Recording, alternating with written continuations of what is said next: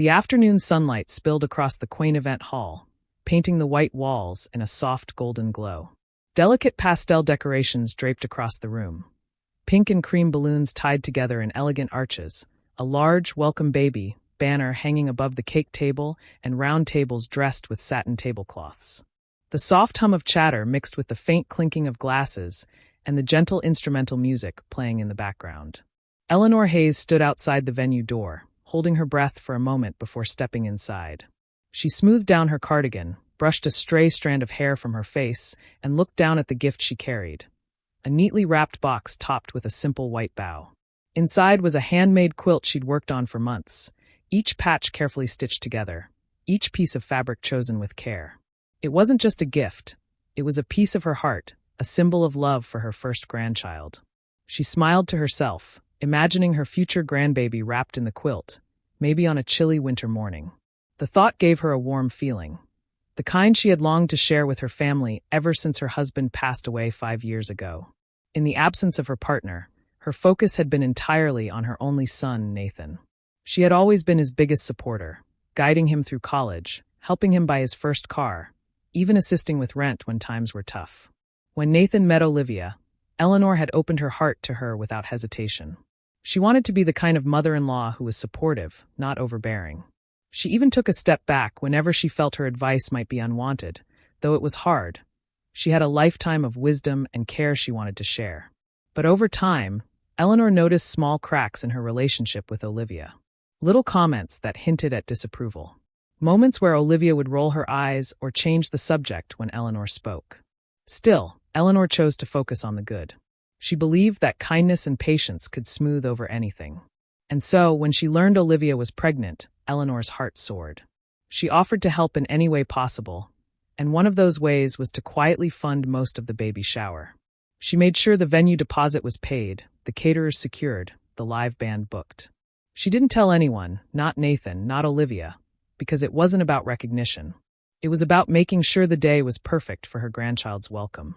Taking a deep breath, Eleanor pushed open the door. The sound of voices grew louder, laughter mixing with the music. She stepped inside, looking around for a familiar face. Then she heard it. Eleanor. Her name was spoken in a sharp, clipped tone. She turned, smiling instinctively, and saw Olivia walking toward her. Olivia's long pastel dress swayed slightly as she moved, but her expression was anything but warm. Her lips were pressed into a thin line, her eyes cold and assessing. "You're not welcome here," Olivia said flatly. Eleanor blinked, unsure she had heard correctly.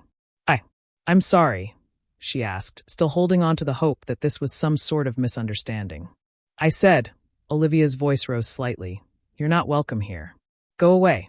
The words cut through the air like glass shattering. A few guests, standing nearby with glasses of punch in hand, turned to look. One woman raised her eyebrows. Another whispered something to the person beside her. Eleanor's chest tightened. Her eyes darted to Nathan, who stood just a few steps away from his wife. He looked uncomfortable. His shoulders were tense, his jaw clenched, but he didn't say a word. He didn't step forward. He didn't defend her. In that moment, a swirl of emotions washed over Eleanor. Hurt, confusion, disbelief. She thought of the hours she'd spent sewing that quilt, the money she'd quietly poured into this very room, the excitement she'd felt all morning as she prepared to be part of this celebration. And now, here she was being told to leave like she was some kind of intruder. She could feel the heat rising in her cheeks, the stares from strangers burning into her back. But Eleanor had always believed in grace under pressure. Losing her temper here would give them exactly what they might expect, a scene. And she wouldn't give them that satisfaction. With a small, composed smile, she said softly, "All right. I understand." She took a step toward the nearest table, set the gift down gently, as though it were made of glass, and turned toward the door. Her steps were steady, each one a quiet act of self-control. As she reached the exit, she caught sight of the decorations again, the arch of balloons, the beautifully arranged cake, the carefully set tables. She thought of how much of herself she had poured into making this day happen.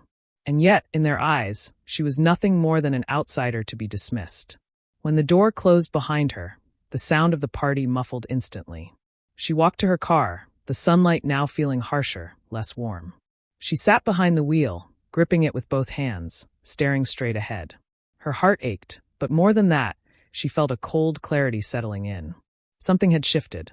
This wasn't just about being uninvited. This was about respect. And they had just shown her exactly how little they valued hers. She wasn't going to cry. Not here. Not now. But she was going to remember this moment. Every detail. Every word.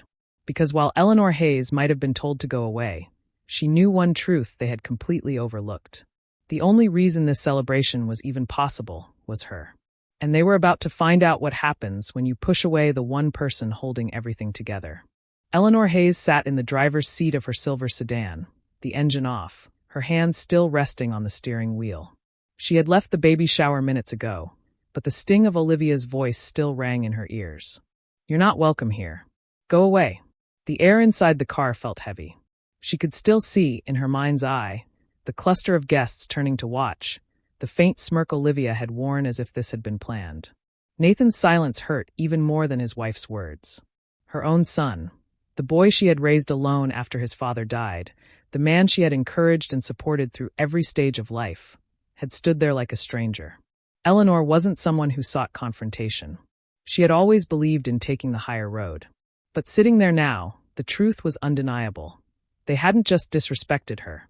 They had erased her presence from an event she had quietly built from the ground up. She reached for her handbag, pulling out her phone. The bright screen reflected her face, calm, but with eyes colder than she had ever seen in her own reflection. She scrolled through her contacts until she found the one she needed, Nora Whitman, event manager. She tapped the name. It rang twice before a cheerful voice answered. "Eleanor, is everything all right? You were supposed to." Eleanor cut in, her tone even. "Nora, I want to cancel the remaining payments for the baby shower. Effective immediately." There was a pause on the other end. "Cancel? Eleanor, you do realize we haven't received the balance yet for the catering, the live band, the lighting? That payment is due today." "I'm aware," Eleanor said, her voice steady, almost detached. "Do not process it. Pull all services that require final payment." Nora hesitated. "May I ask why?" Eleanor looked out through her windshield at the bright, clear sky. "Let's just say I'm no longer needed at the event. And neither is my money." The silence on the other end was long, but Nora finally replied, "Understood. I'll make the calls now." Eleanor hung up without another word. She placed the phone face down on the passenger seat and leaned back, exhaling slowly. It wasn't a burst of anger or a moment of impulse. It was a calculated choice. They had made it clear she wasn't part of the celebration. She was simply removing her invisible support so they could handle it themselves. As she sat there, her mind drifted to the weeks leading up to the baby shower. Olivia had insisted on a certain upscale venue, one far outside what she and Nathan could realistically afford. Nathan had called Eleanor one evening, his voice hesitant, asking if she could help with just the deposit. She had agreed instantly, even going beyond that. Without telling them, Eleanor had contacted the venue manager directly to cover more than half the total cost. She had paid the caterers their advance, chosen a reputable live band, and even arranged the floral displays. It wasn't about control. She just wanted the day to be beautiful for her grandchild's welcome. She had done it quietly, thinking her generosity would be felt, even if never openly acknowledged. She hadn't expected gratitude, but she hadn't expected humiliation either. She imagined the next few hours inside that event hall. Olivia basking in attention, Nathan playing the supportive husband Helen, Olivia's mother, acting like the queen of the day. All of them assuming the day was running smoothly because they had made it happen. They didn't realize the foundation of their celebration rested on Eleanor's silent contributions.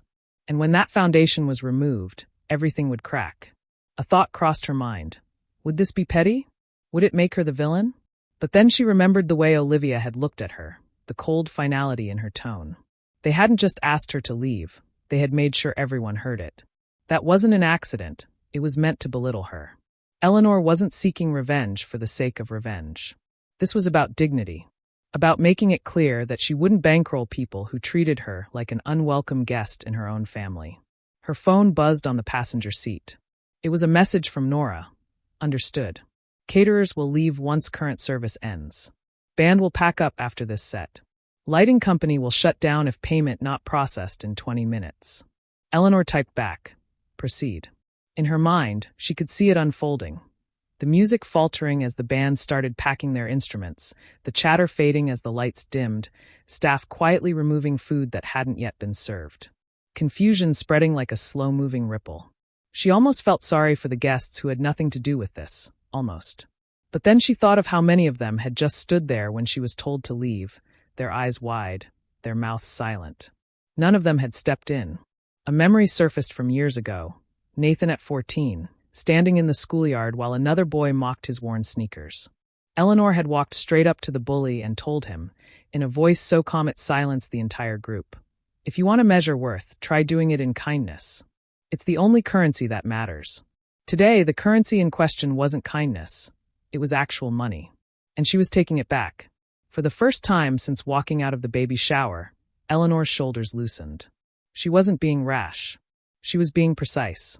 She didn't drive off immediately. She stayed parked across the street, sipping the lukewarm coffee she had bought earlier, watching as cars pulled up and guests made their way into the venue. She noticed a few glances toward her car, but no one approached. Her phone buzzed again, Nora's update. "Band will be done in 15 minutes. Caterers asking if they should start packing." Eleanor typed, "Yes."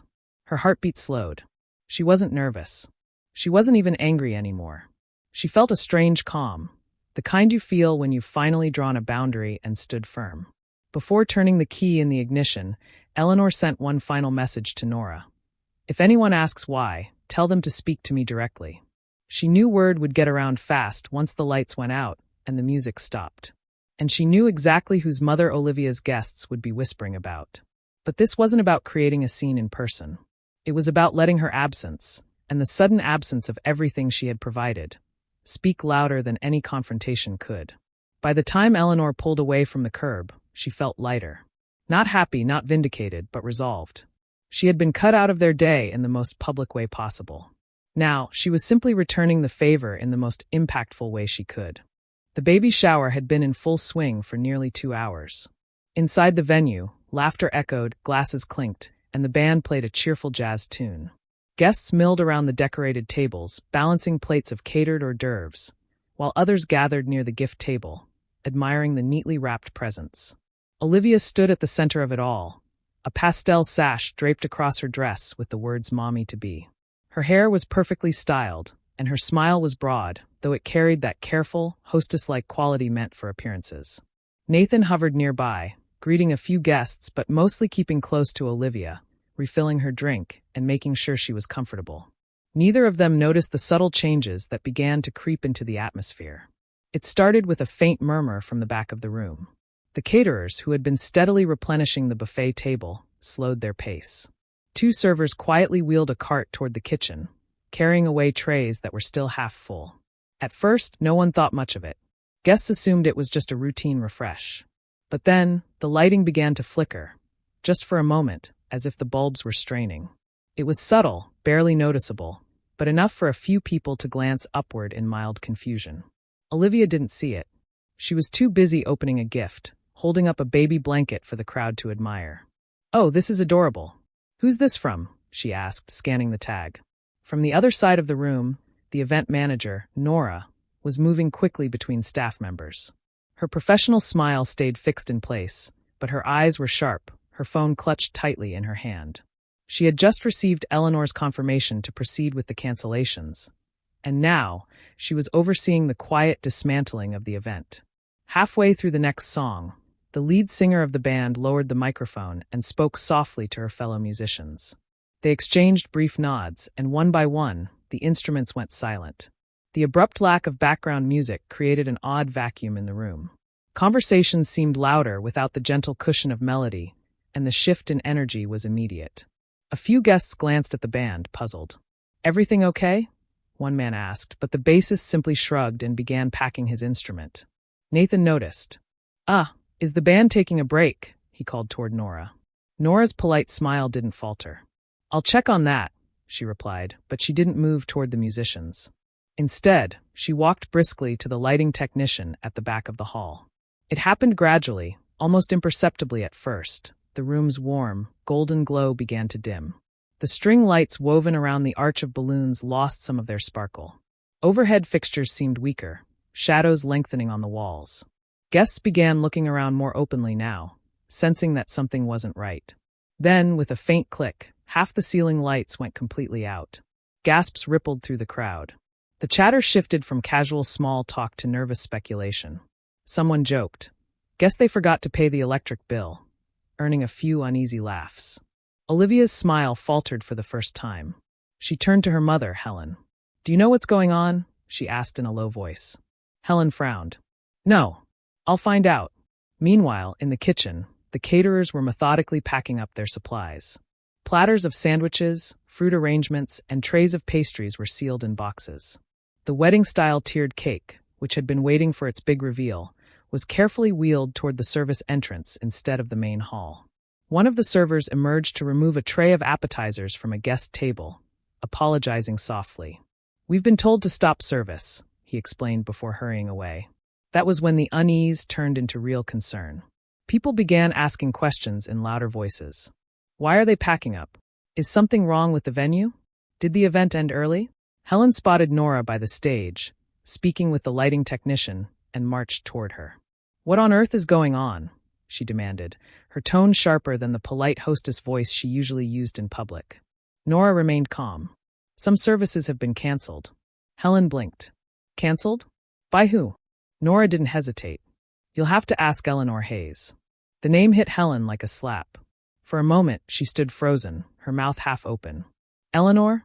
she repeated, as if she couldn't believe it. "Yes," Nora said simply, before turning away to continue instructing staff. The name traveled quickly. Within minutes, small clusters of guests were whispering. "Eleanor canceled it? Why would she do that? Wasn't she here earlier?" Olivia heard the murmurs too. She spun toward Nathan. "What does your mother have to do with this?" she demanded. Nathan looked uneasy. I don't know." But the hesitation in his voice suggested otherwise. Maybe he had some idea of his mother's role in funding the day, even if he hadn't known the full extent. Without the music and proper lighting, the room felt hollow.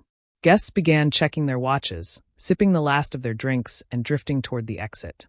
A few still lingered out of politeness, but the celebratory mood had vanished. The carefully planned schedule of games, speeches, and cake cutting was abandoned.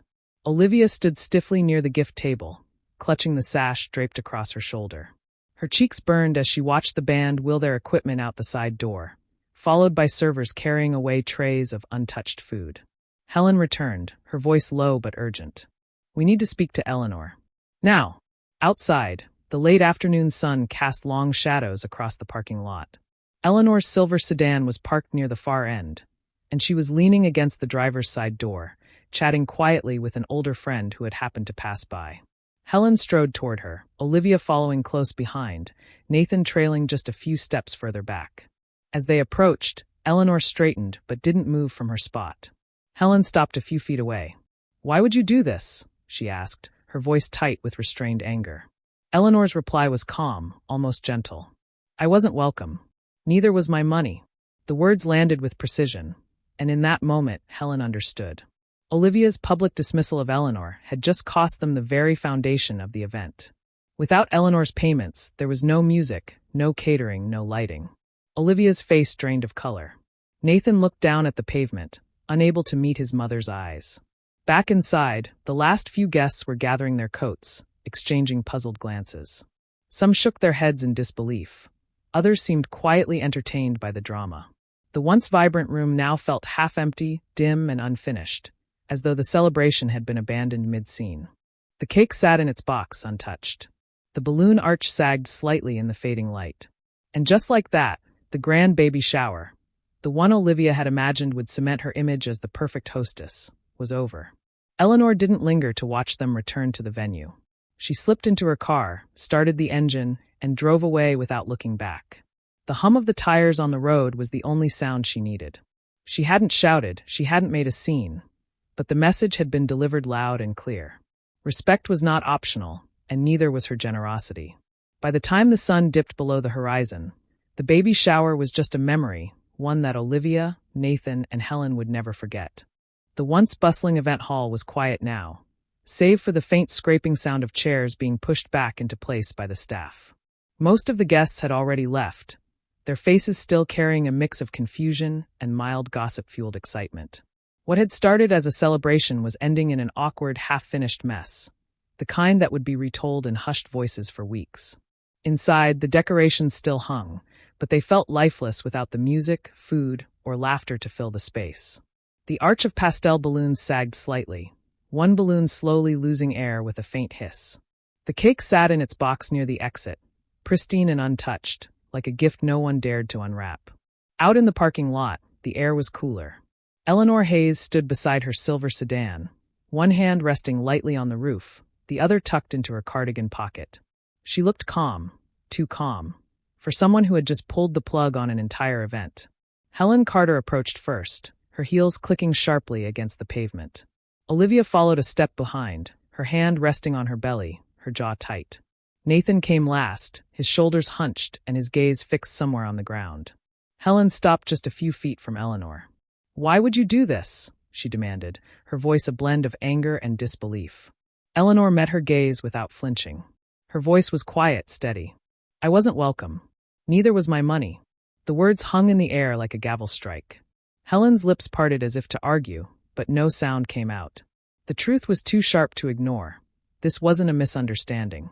Eleanor had heard every word Olivia said, and she had acted accordingly. Olivia's face had gone pale, her earlier confidence replaced by a tight-lipped unease.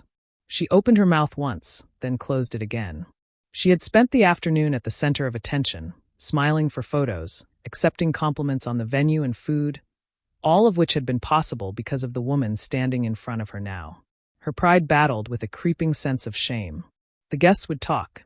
They would remember that the baby shower ended not with cheers, but with lights going out and music stopping. And sooner or later, they would all learn why. Nathan finally lifted his head. His eyes met his mother's, and for the first time that day, he looked smaller. Not in stature, but in the quiet way guilt erodes a person. "Mom." His voice was hesitant, almost boyish. "I didn't know you paid for all of it." Eleanor's brow arched slightly. "Would it have made a difference if you had?" Nathan faltered. He wanted to say yes, but deep down, he knew he had stood there in silence when Olivia told his mother to leave. He hadn't defended her, hadn't even asked why. That failure sat heavier than the embarrassment now rippling through the family. Eleanor didn't yell. She didn't accuse. She didn't list the receipts or the hours she'd spent arranging the event. That wasn't her way. Her calm was deliberate, the kind that forces the other person to sit with their own discomfort. "I did what I thought was kind," she said evenly. "You made it clear you didn't want me there. I simply made sure the day matched your wishes." Olivia blinked, realizing the double meaning. Eleanor hadn't just left the party. She had stripped away everything she'd quietly provided for it. Helen muttered something under her breath, shook her head, and turned to walk back toward the hall. Olivia followed, her pace slower, her mind racing with how she would explain this to the remaining guests. Nathan lingered for a moment longer, but Eleanor didn't give him the comfort of a lingering conversation. She turned, opened her car door, and slid inside, leaving him standing there in the fading afternoon light. Back inside, the mood was beyond salvaging. The staff was already dismantling the few rented pieces that hadn't been paid for in full. A cluster of guests near the doorway whispered openly now. "I heard it was her mother-in-law." "Really?" "The one they told to leave." "Guess she showed them who's in charge." Olivia tried to gather the remaining guests, forcing a smile. "So sorry, everyone.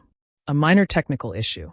But no one believed her, and the half-hearted chuckles from the crowd only deepened the awkwardness. The baby shower gifts were loaded into Nathan's car in silence. Even Helen, who normally filled any quiet with commentary, said nothing on the drive home. Meanwhile, Eleanor drove home with the window slightly cracked, the cool breeze brushing her cheek. She didn't feel triumphant. This wasn't about winning. It was about making a point without saying more than she needed to. Her dignity was intact. That mattered more than any party, any cake, or any photo op. She had drawn a line, and she had done it without shouting, without lowering herself to the petty theatrics Olivia might have expected. She parked in her driveway, carried her bag inside, and set it on the kitchen counter. The house was quiet. She made herself a cup of tea, the steam curling upward, and sat at the table. For a moment, she let herself feel the sting again, the hurt of being cast aside, the loneliness of knowing her son had stayed silent. But alongside it was a steadier feeling, the certainty that she had acted exactly as she needed to. A week passed before Eleanor heard from Nathan again. It was a Sunday afternoon when he knocked on her door. He stood there in casual clothes, no Olivia in sight. "Can we talk?" he asked quietly. Eleanor stepped aside to let him in. The conversation was slow, careful. He apologized, not perfectly, not with all the words she might have wanted, but it was a start. They spoke about boundaries, respect, and the fact that kindness should never be mistaken for weakness. When he left, Eleanor didn't know if things with Olivia would ever truly change. But she knew one thing for certain. Nathan had seen her strength, and so had everyone else. The baby shower was still a topic of conversation among relatives and friends, but the story always ended the same way. She didn't yell, didn't make a scene. She just left and took everything with her. And somewhere, Eleanor knew that quiet, undeniable truth was more powerful than any dramatic outburst could have been. Because sometimes the loudest statement you can make is silence, paired with the absence of everything you once gave.